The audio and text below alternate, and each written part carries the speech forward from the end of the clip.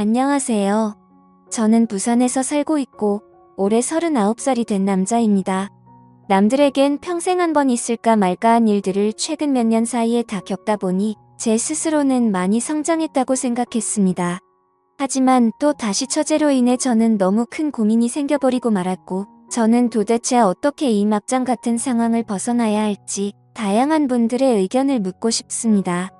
우선 저는 7년 전에 결혼을 해서 제 아내와 풍족하지는 않지만 그래도 다툼 없이 행복한 삶을 잘 지내고 있었습니다. 제 아내는 어디 하나 나무랄 게 없는 너무나도 착한 심성의 여자였었죠. 처음 만나게 된 건 제가 처음으로 봉사활동을 나가서 보게 되었습니다. 그때는 제 인생에 대한 회의감이 들었었고 자존감이 너무 낮아져서 많은 사람들을 만나서 저를 고치고 싶었습니다. 그리고 어려운 환경에 있는 사람들을 돕고 하다 보면 제 인생이 더 나아지지 않을까 하는 마음으로 용기를 내서 봉사활동을 나가게 되었습니다. 그렇게 봉사활동 장소에 도착을 했고 저는 사랑에 빠져버렸습니다. 그게 바로 제 아내였죠. 아내는 맑고 고운 미소로 어린 아이들을 돌보고 있었고 햇빛에 비친 미소는 정말 눈이 부실 정도로 아름다웠습니다. 저는 그렇게 첫눈에 푹 빠져버리고 말았죠. 지금 생각해도 눈물이 날 정도로 너무 아련했었던 기억이네요. 하지만 그녀에게 쉽게 다가갈 수가 없었습니다. 저는 가진 것도 별로 없었고 외모도 남들보다 별로 뛰어나지 않은 그저 평범한 사람이거든요. 그리고 그 당시에는 되는 일이 하나도 없어서 자존감이 바닥을 치고 있을 때였죠. 저는 생전 처음 봉사활동을 오다 보니 너무 뻘쭘한 나머지 어색하게 가만히 있었습니다. 그러자 갑자기 제게 다가온 그녀는 또 다시 미소를 지으며 인사를 건넸죠. 처음 오시냐고 물었고 그렇지 않아도 일손이 부족했는데 잘 부탁드린다면서 악수를 건네더군요. 손을 마주 잡는 순간 저는 제 인생을 이 여자와 평생 하고 싶다라고 생각을 했습니다. 하지만 생각만 그럴 뿐 저는 용기가 없었습니다. 그저 조용히 말도 없이 묵묵히 일만 했고 남자답지 못하게 숫기도 없었죠. 그렇게 봉사활동을 시작한 지도 3개월이 지나갔을 무렵 그녀가 제게 묻더라고요. 이렇게 꾸준히 나오시는 분이 드문데 정말 성실하신 것 같다더군요. 그러더니 언제 한번 식사라도 대접해야 하는데 라고 말을 하더라고요. 그 말을 듣자 저도 모르게 오늘 식사하면 되지 않을까요? 라고 말이 나와버렸습니다. 말을 내뱉어버린 순간 아차 싶었고 쥐구멍이라도 숨고 싶은 심정이 들었죠. 그런데 너무 의외로 그녀는 웃으면서 안 될 거 없죠 라며 제게 미소를 지어주더군요. 그날 저와 그녀는 처음으로 단둘이 식사를 하게 되었고 예전보다 훨씬 가까운 사이가 되어가고 있었습니다. 제법 말도 하면서 장난도 치고 할 무렵 저는 어느 정도 성격이 예전보다 밝아진 게 느껴졌죠. 그래서 다시 일자리를 알아봐야 하겠다 싶었고 운이 좋게도 금방 취직이 되었습니다. 앞으로 회사 일을 하면 봉사활동을 나오기가 어려워진 상황이었고 저는 그녀에게 용기를 내서 고백을 하게 되었습니다. 이곳에서 처음 만나게 되는 순간부터 좋아하게 되었다며 이곳에 있는 동안 너무 행복했었고 앞으로도 행복하고 싶다고 말했죠. 그러자 제 진심이 통했는지 한참을 고민하다가 제 고백을 받아주었고 저와 그녀는 연애를 시작하게 되었습니다. 생각보다 연애 기간은 그리 길지 않았습니다. 저는 애초부터 이 여자와 평생을 함께하고 싶었기 때문도 있었죠. 만난 지 1년이 되는 날 저는 평생을 함께 지내자고 프러포즈를 했고 처음 제 고백을 받아주었을 때처럼 그녀는 제 프러포즈를 받아주었습니다. 너무 행복했고 고마웠습니다. 저는 어릴 때 아버지를 떠나보내게 되어서 홀어머니 밑에서 자랐습니다. 그래서 집안이 남들보다도 훨씬 좋지 않은 형편이었고 저 또한 그저 그런 평범한 회사에 다니고 있었기에 사실 많이 망설였습니다. 하지만 제 이기적인 마음이 앞서서 결혼을 하자고 했는데 제 형편을 잘 아는 그녀였지만 제 프로포즈를 흔쾌히 받아주었죠. 어떻게 이렇게 착한 여자가 세상에 또 있을까 싶었고 너무 놓치고 싶지 않았습니다. 그날 이후로 저희는 결혼 준비를 하는 과정에서 아내의 친정을 찾아뵙게 됐습니다. 장인어른과 장모님은 아내처럼 너무나도 착하시고 훌륭한 분이셨습니다. 장인어른은 사업을 하고 계셨고 제 이야기를 들었다고 하시더라고요. 어릴 때부터 아버지를 잃어서 그동안 아들로서 참 고생이 많았겠다며 당장 살 곳이나 이런 건 걱정 말고 행복하게 살아만 달라고 말씀하시는데 너무 감사해서 눈물이 날 뻔했습니다. 그런데 유독 집안에 돌연변이는 늘 있다고 하듯 아내의 친정에도 그런 사람이 존재하더군요. 제 아내는 저보다 5살이 어렸고 아내의 동생은 저보다 10살이 어렸습니다. 그 당시 20대 초반이었는데 아내와는 다른 분위기의 엄청난 미인상이더라고요. 알고 보니 어릴 때부터 외모가 출중해서 연예인 스카웃도 많이 받아봤고 미인 대회까지 나가서 입상을 할 정도로 훌륭한 미모였죠. 하지만 예쁜 미모와 달리 성격은 정말 좋지가 않았습니다. 제가 있는데도 들리라고 말하는 건지 장모님에게 말하더군요. 왜 저렇게 나이도 많고 능력도 없는 사람이랑 결혼하지? 집안도 좋은 것도 아니고 도대체 이해가 안 되네 라며 하는데 장모님은 조용히 하라고 하는 모습까지 다 보였었죠. 그 착한 아내도 동생과는 별로 친하지가 않다고 하더군요. 나이차가 많이 나서 그런 건지 동생은 자신의 얘기를 잘 듣지 않는다고요. 예쁜 미모 때문에 항상 남자들이 주변에 붙어 다녔고 학창 시절에는 늘 싸움을 제일 잘하는 남자들만 만나고 다녔다고 하더군요. 그래서 아내는 셀 수 없이 많은 설득해봤지만 절대로 달라지지가 않아서 더 이상은 설득이 안 된다라는 걸 느낀 뒤로는 가깝게 지내지 않는다고 했습니다. 그러면서 처제가 어떤 소리를 해도 저보고 이해해달라고 미안하다고 말하더군요. 아무쪼록 그런가 보다 했었고 저와 아내는 꿈에 그리던 결혼식을 하게 되었습니다. 지금 생각해도 제 인생의 가장 행복한 때를 꼽으라면 바로 그날이었죠. 그렇게 저희는 행복한 날들을 보내고 있었고 저와 아내를 닮은 2세를 낳아서 기르자고 얘기를 하던 때였습니다. 하지만 하늘이 무너질 만큼 충격적인 소식이 전해지고 말았죠. 결혼을 한 지 2년 만에 제 아내는 불의의 교통사고를 당하게 되었고 정말 생각하지도 못했던 일이 벌어졌기에 너무 큰 충격과 슬픔에 잠겨버렸습니다. 저와 제 아내는 정말 그 누구보다도 서로를 사랑했습니다.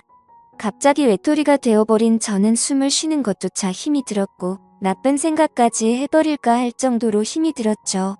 하지만 저만 바라보고 살아오신 어머니를 생각하면 차마 불효를 저지를 수가 없었습니다. 그렇게 저는 인생을 놓아버린 듯이 살아갔습니다. 기계처럼 회사만 다녀오고 갈 뿐이었죠. 그러다가 어느 날 술을 마시고는 그냥 로또나 당첨돼서 편하게 살고 싶다라는 생각이 들더군요. 그런 마음을 먹은 뒤로 저는 1년이 넘게 어머니의 용돈과 최소 생활비를 제외하고는 무조건 로또를 사는데 돈을 다 썼습니다. 그 결과 3등까지는 3번 정도가 됐지만 2등은 단 한 차례도 나오지가 않더군요. 그래도 많은 걸 내려놓고 하다 보니 마음만큼은 편했습니다. 잃어도 그만이라는 생각으로 시작했기 때문이죠. 그러다 결국 하늘이 제게도 기회를 주었죠. 1등이 당첨이 되었는데 정말 그때는 너무 놀라서 말도 못했습니다. 솔직히 당첨금을 받으러 가는 날까지 잠도 한숨 제대로 못 잤고 매일 같이 꿈을 꾸는데 당첨이 안 된 것부터 시작해서 로또가 망했다는 뉴스까지 나오고 별의별 꿈을 다 꿨었죠. 아무튼 그런 걱정들은 무의미했고 결국 당첨금을 받게 되었죠. 세금을 다 떼고 보니 실수령액은 10억 5천만 원이라는 큰 돈을 얻게 되었습니다. 막상 그런 큰 돈이 생기니까 이걸 어디다 어떻게 써야 할지 감이 안 오더라고요. 하지만 가장 먼저 돈을 쓰게 된 곳은 제 아내의 납골당을 더 좋은 곳으로 옮긴 거였죠. 너무 슬펐습니다. 아내가 있었을 때 이런 좋은 일이 있었으면 원하는 걸 다 해줬을 텐데 싶어서 눈물이 펑펑 나더군요. 그날 이후로 저는 회사를 그만두게 되었고 제 어머니의 집을 조금 더 좋은 곳으로 옮겨드렸습니다. 그리고 나서 앞으로 어떻게 살아갈지 생각을 해봤죠. 남은 금액으로는 평생 먹고 살기에는 무리였기에 젊은 시절 생각해보던 요식업을 해보는 게 어떨까 생각을 하게 됐습니다. 그렇게 어차피 내 돈이 아니었다 생각하고 과감히 많은 돈을 투자해서 식당을 열게 되었습니다. 사업에 경력이 없어서 많이 서툴렀지만 남들처럼 열심히 했습니다. 그래서 처음에는 많이 남던 잔반들이 점점 줄어드는 걸 느꼈고 갈수록 손님들이 늘어나서 소소한 행복들을 느끼고 있었죠. 그렇게 남들과 다르지 않은 생활을 해오던 중 갑자기 장모님에게서 연락이 오게 되었습니다. 장인어른이 쓰러지셔서 연락을 할까 말까 망설이다가 연락을 했다고 하시더라고요. 저는 너무 서운해서 말씀드렸죠. 언제는 아들이라고 하시더니 이런 걸 고민하시냐며 당장 병원으로 찾아갔습니다. 장인어른은 의식이 없으셨던 상태셨고 자초지종을 들어보니 사업이 힘들어지면서 요 근래에 스트레스를 많이 받으셨답니다. 결국에는 상황이 힘들어지다 보니 직원들이 대거 이탈을 하게 됐고 그 와중에 믿었던 사람에게 돈을 융통하려다 사기까지 당하게 되셨답니다. 그 충격으로 며칠 동안 앓으시다가 결국 쓰러지셨다고 말씀하시더라고요. 그래서 저는 장모님의 손을 꼭 잡고 제가 여유 자금이 있으니 도움을 드린다고 했죠. 장모님은 절대로 받을 수 없다며 자신의 딸로 인해 제가 얼마나 힘든지 잘 안다면서 어떻게 그 돈을 받겠냐며 눈물을 흘리셨죠. 저는 오랜 설득 끝에 장모님께 결국 돈을 드리게 되었습니다. 하지만 결국 아들처럼 저를 대해주시던 장인어른은 끝끝내 버티지 못하시고 세상을 떠나시게 되었죠. 결국 제가 해드린 돈과 장인어른의 보험금을 합쳐서 겨우 빚쟁이 신세는 면하게 되었습니다. 그 과정에서 제가 많은 도움을 드리느라 항상 친정의 하루가 멀다 하고 드나들었고 처제도 자주 마주하게 되었었죠. 그러다 어느 날 처제가 너무 힘들다면서 술 한잔 사주시면 안 되냐고 제게 묻더군요. 그래서 어려울 거 없는 부탁이었기에 처제와 저는 둘이서 술을 마시게 되었습니다. 한창 술을 마시다 술이 조금 취하니까 처제는 아내 얘기를 꺼내더군요. 언니에게 너무 못했던 게 매일 생각났고 시간을 되돌릴 수 있다면 잘하고 싶다고. 착한 언니를 왜 빨리 데려갔는지 하늘이 원망스럽다며 펑펑 울더라고요. 그러면서 예전에 제게 잘못했던 부분들도 너무 미안했다며 철이 없어서 했던 짓이지만 형부에게 상처를 준 걸 생각하면 자기 자신이 너무 밉다고 울면서 말하는데 그 말에 저는 처제의 진심이 너무 와닿았습니다. 그래서 그날 이후로 저는 처제를 다시 보게 되었습니다. 얼굴만 예쁠 뿐만 아니라 본래 성격은 역시나 부모님과 아내를 닮아서 착한 사람이었구나라고 생각했죠. 그리고 나서 처제와 많은 대화들을 나누었습니다. 많은 대화를 나누다 보니 그동안 서먹했던 사이가 조금은 풀어지는 듯 했고 말을 이어가다가 처제는 제게 질문을 했죠. 갑자기 왜 이렇게 돈이 많냐고 묻더군요. 저는 그래서 약간은 당황했지만 거짓말로 대답을 했습니다. 왠지 로또 당첨이 되어서 벼락부자가 됐다라고 말하기는 창피한 마음이 들었던 거죠. 그냥 예전에 묵혀두었던 주식이 조금 올라서 그걸로 사업을 시작했는데 운이 좋게도 장사가 잘 되고 있다고 말했습니다. 지금 돌이켜 생각해보면 그때 장사가 잘 된다고 했던 그 말이 제 인생에 있어서 천추의 한이 될 거라고는 생각조차 못했습니다. 여하튼 그날 술자리를 계기로 처제와 저는 종종 밥도 먹고 술도 마시게 되었죠. 그러다 결국 인간으로서 절대로 해서는 안 될 실수를 저지르고 말았습니다. 제 인생에 있어서 너무 후회가 되는 일이었죠. 다른 날과 다름없이 처제와 술을 마시게 되었습니다. 그 당시에는 처제에게 용돈을 주고 지냈었기에 그날도 제가 술값을 계산하려고 했죠. 그런데 갑자기 처제가 일해서 돈을 벌었다며 자기가 술을 산다고 하더군요. 처제가 일한다는 소리는 못 들어서 의아하긴 했지만 고집을 꺾지는 못했습니다. 그러더니 대신 저보고 다음 술자리를 사라고 해서 얼떨결에 그러겠다고 했죠. 근데 문제는 제가 술이 그렇게 세지가 않았다는 겁니다. 그래서 항상 한 자리에서만 마시고 헤어지다가 처음으로 술을 더 마시러 가게 되었습니다. 그날따라 처제는 평소와 다르게 계속해서 제게 술을 권하더라고요. 그러다 저는 화장실을 가게 되었고 밖에서 남자들이 하는 얘기를 들었습니다. 왜 저렇게 예쁜 여자가 저런 남자랑 있지? 남자가 돈이 많나 보지 뭐 이런 식의 대화였습니다. 저를 깎아내리는 소리였지만 내심 능력 있는 사람으로 보는구나 싶어서 기분이 크게 나쁘지는 않았습니다. 자리로 돌아가서 보니 처제는 누가 봐도 예쁘구나 싶었습니다. 물론 당연히 처제가 예쁘다는 건 잘 알고 있었죠. 위인 대회에서 입상할 만큼 예뻤던 외모였고 항상 관리를 잘해왔던 터라 군살도 없었으니깐요. 근데 평소와 달리 처제도 많이 취했던 건지 계속 저에게 스킨십을 하고 기대려고 하더라고요. 맨 정신이었으면 뭐하는 짓이냐고 했을 테지만 저도 술이 많이 취해서 미쳐버린 건지 처제의 모습이 여자처럼 보이기 시작했습니다. 그러다 술을 마시는 내내 손을 꼭 잡고 있다가 결국에 둘이서 넘어서는 안 될 선을 넘게 되었죠. 그날 이후로 처제와 저는 사귀자라는 얘기만 하지 않았을 뿐 연인과 다름없이 만나게 되었습니다. 아내 생각에 절대 이건 아니다 싶었고 이런 관계를 그만하자고 만나서 얘기하려고도 해봤습니다. 하지만 막상 만나면 너무 예쁜 미모에 홀려서 똑같은 실수를 하게 되었죠. 그런 관계를 오랫동안 이어오다 보니 너무 자연스러운 만남은 그 누구도 모르게 몰래 계속 만나왔습니다. 그러다가 결국 생각하지도 못한 일이 터졌습니다. 평생 겪지 못해본 유례 없던 전염병이 돌기 시작하게 되었던 거죠.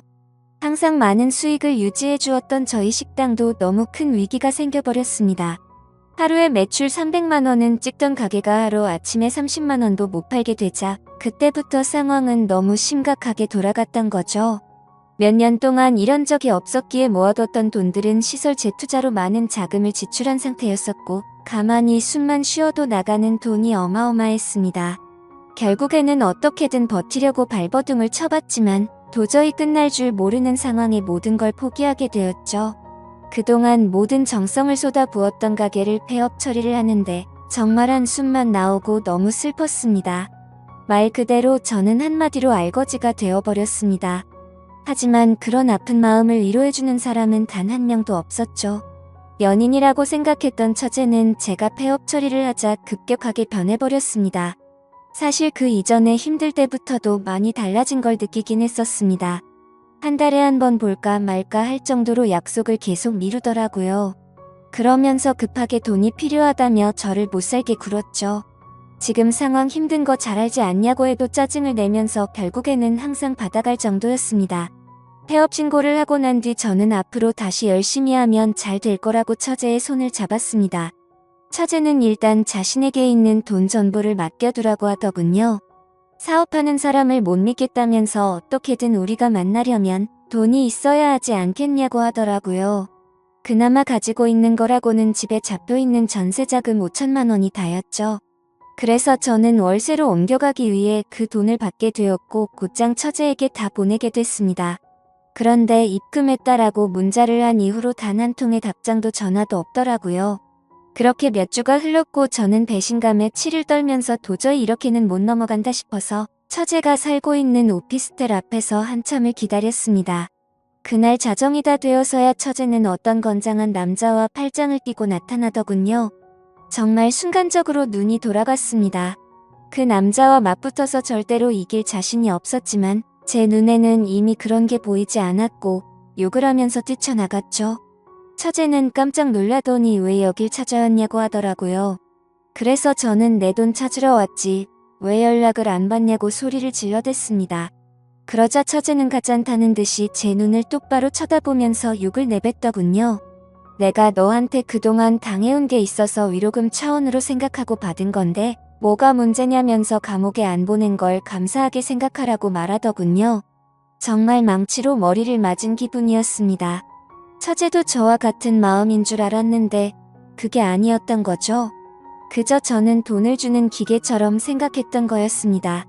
저는 순간 너무 분노가 치밀어 올라서 달려들려고 하는데 그 건장한 남자가 제 멱살을 잡더라고요. 내가 네 처제 되는 여자 남자친구인데 무슨 헛소리를 짓거리냐고 하더군요. 인간 같지도 않은 짓 해놓고 무슨 염치로 여길 오냐면서 마음 같아서는 묵사발 내주고 싶은데 지금 사고 치면 안 돼서 겨우 참는 거라고 말하더군요. 그러고는 저를 밀쳐버리고는 처제의 집으로 둘이 같이 들어갔습니다. 그냥 누가 봐도 그 남자는 건달이었습니다. 온몸에 문신이 가득했고 사고를 치면 안 된다고 하는 걸 봐서 느낌이 왔죠. 심지어 그런 모습을 보니까 그 남자와 짜고서 제게 돈을 뜯어낸 게 아닌가라는 생각이 들었습니다. 하지만 인간 같지도 않다라는 말은 틀린 말은 아니었죠. 그때 그 말을 듣는데 정신이 번쩍 들었습니다. 그토록 사랑했던 아내를 떠나보내고 감히 처제와 연인으로 지냈다니 저는 차마 할 말이 없습니다. 그렇지만 그럼에도 불구하고 저는 지금 당장 제 모든 재산을 잃어버렸기에 어떻게 해야 할지 도저히 모르겠네요.